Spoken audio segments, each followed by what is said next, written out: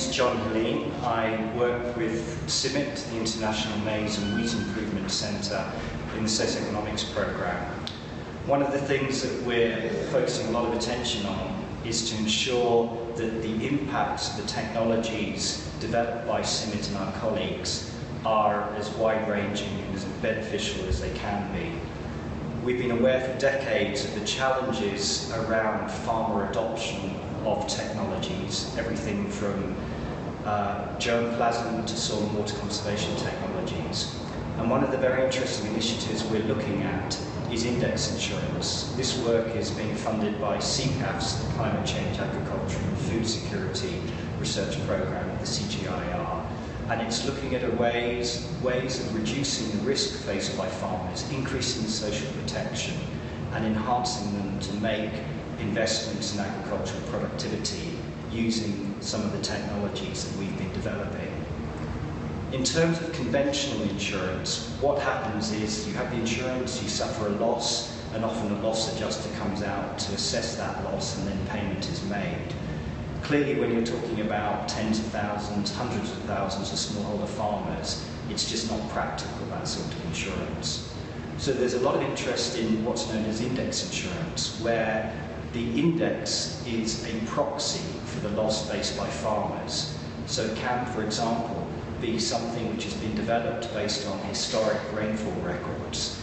And if in the growing season rainfall falls below a certain limit, the index is triggered and farmers are paid. The payment can be made through mobile phones, so that it's pretty much instantaneous rather than farmers having to wait a long time for the payment. It's not a perfect system because there's not an exact correlation between what farmers find in their fields in terms of yields and the index. It could be that farmers suffer a loss, but the index has not been triggered and hence they're not paid. But one of the good things of it is that there's an incentive for the farmers to actually manage their land better, because it could be that the index is triggered because there's not sufficient rainfall, but because the farmers have managed their land well, they don't suffer any losses or very few losses, and they still get some sort of payment. There are a lot of case studies around the world, pilots where things have worked well, where things have worked not so well. And with the CCAF's work, we're trying to learn the lessons from those and see how we can scale up this initiative. The interest for us in CIMMYT is that we can link that index insurance with one of our key technologies, drought-tolerant maize for Africa, where farmers are often reluctant to purchase this drought-tolerant maize because they don't know enough about it.